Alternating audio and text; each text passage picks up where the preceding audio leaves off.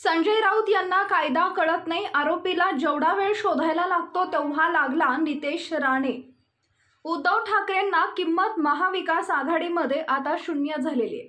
मुख्यमंत्री पद बाजूलाच राहू द्या, उद्या त्यांना राज्यमंत्री पद कोण करणार आहे? त्यांची सत्ता येणं लांबची गोष्ट आहे। त्यांना काँग्रेसला जी काही स्वप्न पडत आहेत ती काही खरी स्वप्न होणार नाहीये आणि त्यांच्या वाटाघाटीमध्ये उद्धव ठाकरे तिसऱ्या क्रमांकावर आहेत। पहिल्या क्रमांकावर काँग्रेस आहे असं काँग्रेसला वाटतंय, दुसऱ्या क्रमांकावर तुतारी आहे आणि उबाटा तिसऱ्या क्रमांकावर आहे। उद्धव ठाकरे यांची किंमत समाजात कमी होत चाललेली आहे, हे चित्र काही लपवण्यासारखं राहिलेलं नाही।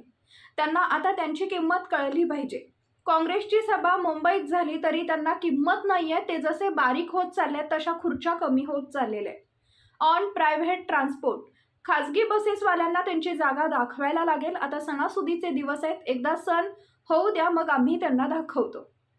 ऑन संजय राऊत याला काही कळत नाही, कायदा कळत नाही, LOC म्हणजे काय, लुकआउट सर्क्युलर म्हणजे काय येईल त्याला माहिती नाही। तुमच्या समोर बडबडायचं असतं म्हणून बडबडतो।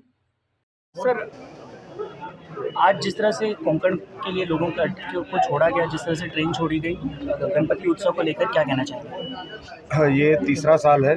3 साल पहले जिस सोच के साथ हमने ये ट्रेन शुरू की थी, क्योंकि गणेश उत्सव हमारे कोंकण में सबसे बड़ा उत्सव है।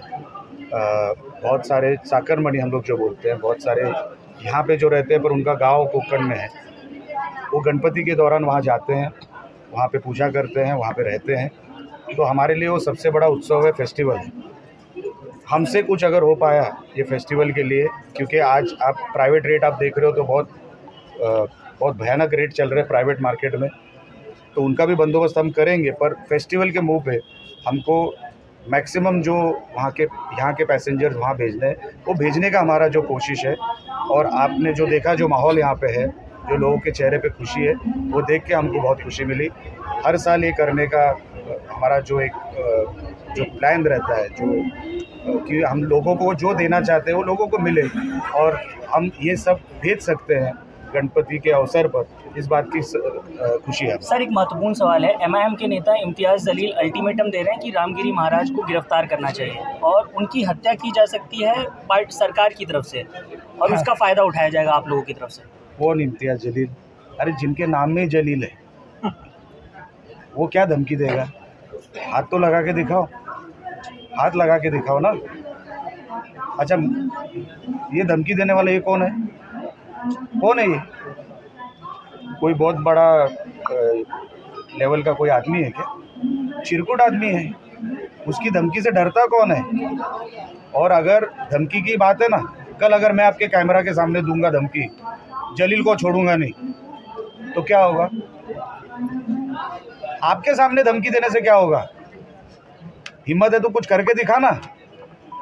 करने की हिम्मत नहीं है। ये MIM है ना, ये ख़त्म हुई पार्टी है। इनका हैदराबाद में अभी कुछ नहीं बाकी है, तो इधर महाराष्ट्र में क्या करेंगे ये लोग? और इसके लिए मैं बोलता हूँ, इज्जत में रहो, इज्जत दो तो इज्जत मिलेगी। इज्जत नीलाम करोगे तो तुम्हारी इज्जत नीलाम होने को टाइम नहीं लगेगा। सर, उनकी तरफ से स्टेटमेंट्स आ रहे हैं कि बीजेपी अपने पिल्लुओं को संभाल कर रखे। छोड़ो ना, पिल्लू कौन है? कौन है? MIM खुद एक पिल्लू है। इतनी छोटी चीज़ है MIM, थूक देंगे ना तो निकल जाएगी, बह जाएगी। इसके लिए हमारे मुंह मत लगो, हम सीधा आउट करते, इतना याद रखना। सर, निमंत्रण नाही आहे, निमंत्रण पत्रिकेत नाव नाही आहे, सर्व प्रमुख महाविकास आघाडीचे नेते असताना उद्धव ठाकरे मात्र तिकडे। मी काल पण पत्रकारांशी जेव्हा बोलताना मी त्यांनाही सांगितलं की उद्धव ठाकरेची किंमत महाविकास आघाडीमध्ये आता शून्य झालेली आहे। मुख्यमंत्री पद तर लांबच राहू दे, त्यांना उद्या साधा राज्यमंत्री पण करणार नाही, सत्ता तर येणं ही लांबची गोष्ट आहे। त्यांना जर काही स्वप्न पडत असतील, काँग्रेसला जी काही स्वप्न पडत आहेत ती काही स्वप्न खरी होणार नाही। आणि त्यांच्या ज्या काही वाटाघाटीमध्ये उद्धव ठाकरे आज तिसऱ्या क्रमांकावर आहे, पहिल्या क्रमांकावर काँग्रेस आहे असं काँग्रेसला वाटतं आहे, दुसऱ्या क्रमांकावर तुतारी आहे आणि तिसऱ्या क्रमांकावर उबाटा आहे। हे जोपर्यंत उद्धव ठाकरेंना हे रुजलं पाहिजे की त्यांची किंमत समाजामध्ये शून्य होत चाललेली आहे, त्यांना आता काँग्रेसच फाट्यावर मारत चाललेली आहे, हे आता काही चित्र लपवण्यासारखं काय राहिलेलं नाही। उद्धव ठाकरेंना त्यांची किंमत ही कळली पाहिजे आणि हे फक्त कुठे सांगलीला होतंय म्हणून कशाला, उद्या मुंबईमध्ये जरी झाली ना तरी यांना खुर्ची नाही. अगोदर कशा मोठ्या त्या गुबगुबीत खुर्च्या असायच्या, आता प्लास्टिक चेअरवर बसायची अवस्था आली आहे उद्धव ठाकरेंची. ही अवस्था अजून वाईट होणार. ते जसे बारीक होत चालले ना तसे त्यांच्या खुर्च्या बारीक होत चालल्या. हे अभिनंदन आहे. तुम्ही जे काय चित्र हिंदुत्वासाठी जे काय तुम्ही ती फारकत घेतली हिंदुत्वाशी, तुम्ही जो धोका दिला, जी गद्दारी केली, हे त्याचं फळ आहे. दुसरीकडे राणेसाहेब एक महत्त्वाचा प्रश्न राहून गेला, समोर आलेले काय सांगाल हे बरोबर आहे. आपलं म्हणणं अतिशय बरोबर आहे. म्हणून आमचा हा छोटासा प्रयत्न आहे की ही लुटमार कुठेतरी बंद व्हावी. हे जे प्रायव्हेटवाले आहेत हे अतिशय स्वतःला शाणे समजायला लागलेले आहेत. यांना एकदा त्यांची जागा दाखवावी लागेल. पण काय सणासुदीच्या दिवसाला आम्हाला हे वातावरण खराब करायला आवडत नाही. एकदा होऊन जाऊ दे आणि नंतर आपला सण एकदा झाल्यानंतर त्यांना किती रेट वाढवायचे आणि कशी लुटमार करायची आम्हालाही बघायचं आहे. पण त्यांचा बंदोबस्त आम्ही करणार. तोंडाला येईल ते रेट सांगितले जात आहेत, 1200 फाय स्टारचे रेट. मला माहिती आहे तुमचं म्हणणं बरोबर आहे. पण सणाच्या तोंडावर 7 तारखेला गणेश उत्सव म्हणजे आपला गणपती येतोय आणि तोंडावर आम्हाला हे सगळं करायचं नाही.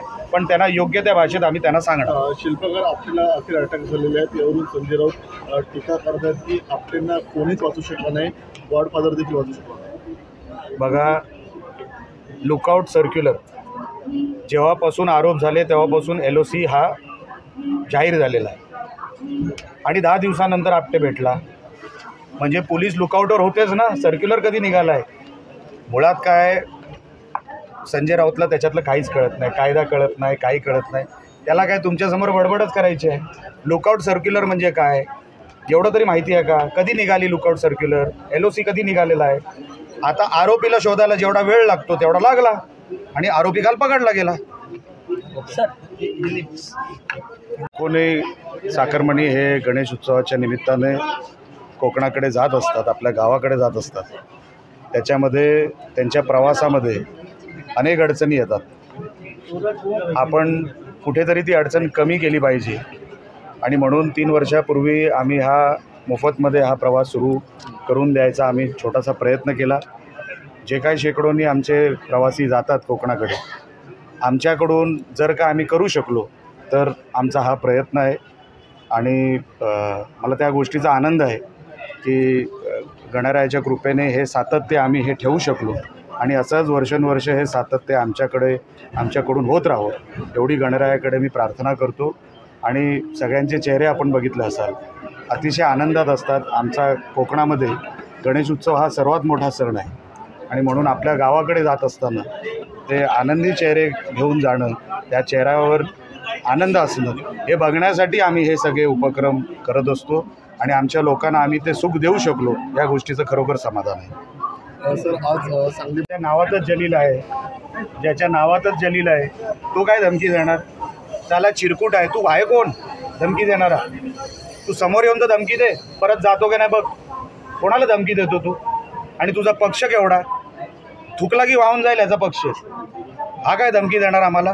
चला, जय महाराष्ट्र.